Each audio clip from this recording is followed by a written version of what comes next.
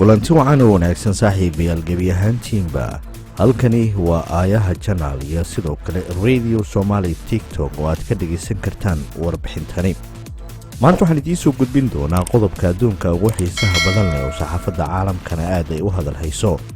xiisad dagaal ayaa mar kale ka sii dilaacaya xadka u dhaxeeya Ukraine iyo dalka Ruushka, iyadoona dagaalkaasi uu faraha la soo galay dalka Mareykanka oo saanad military dhaqaale gaarsiiyay dalka Ukraine.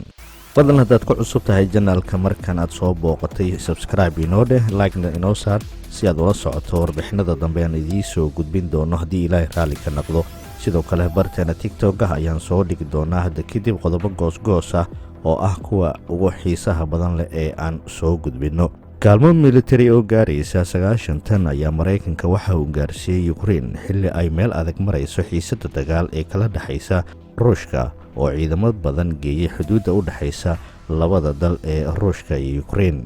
waa gargaarkii ugu horreeyay ee xukuumadda Washington ay gaarsiiso dalka Ukraine, waxaana ka mid ahaa rasaas loogu talagalay difaaca furunta hore ee kala hor imaanayaan dalka Ruushka. tallaabadan ayaa ku soo beegmaysa xilli xogayaha arrimaha dibadda dalka Mareykanka Blinken uu toddobaadkan booqasho ku tegay Kiev, isagoo digniin culus u diray Ruushka oo laga cabsi qabo in gudaha uu u galo dalka Ukraine.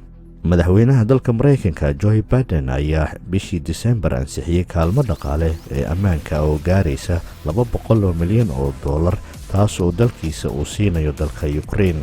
safaaradda Mareykanka ay Kiev ku leedahay ayaa sheegtay in shixnada hubka ay muujinayso sida Mareykanka ay uga go'an tahay inuu Ukraine ka difaaco madax bannaanideeda inay sii jirto. Mareykanku waxa uu sii wadi doonaa in kaalmo noocan oo kale uu gaarsiiyo ciidamada Ukraine ee doonaya in dalkooda ay difaacaan. duulaanka Ruushka kaga imaanaya ayaa lagu sheegay qoraal ay Facebook soo dhigtay safaaradda. wasiirka gaashaandhigga Ukraine Rezinkov ayaa Mareykanka ugu mahadceliyay kaalmada military ee la soo gaarsiiyay. kaalmadan ayaa Kiev gaartay saacado uun kadib markii wasiirka arrimaha dibadda ee Ruushka iyo Mareykanka ay wada hadallo ka yeesheen xaaladda Ukraine iyo sidii looga hortagi lahaa dagaal culus oo ku dhaca labada dal ee Ruushka iyo Ukraine. Ruushka ayaa sanadkii 2014 gobolka Crimea xoog ugu qabsaday Ukraine, tan iyo waagaana waxaa ku dhintay ku dhawaad 14,000 oo qof. dagaalo u dhaxeeya ciidamada Ukraine balaago ka dilaacay gudaha dalka Ukraine, garabna ka helaya xukuumadda Ruushka. gaashaanbuurta NATO ayaa ka digtay in dagaal noocan oo culus uu ka qarxi karo suuxdinta Ruushka iyo Ukraine xilli ay xukuumadda Moscow ay ciidamo lagu qiyaasay 100,000 oo askari ay gaarsiisay aagaga hore ee isaga hor fadhiyaan ciidamada Ukraine iyo ciidamada Ruushka. madaxweynaha dalka Ruushka Vladimir Putin ayaa hordhigay dalalka reer galbeedka tallaabada ku aadan xiisadda Ukraine oo ay ka mid tahay in dalkaasi uusan ku soo biiri karin xulafada loo yaqaano NATO. waxa uu doonayaa in NATO ay joojiso dhoolatuska military iyo hubka ay geynayso bariga Yurub oo u arko madaxweyne Putin arrin khatar weyn ku ah ammaanka dalkiisa Ruushka.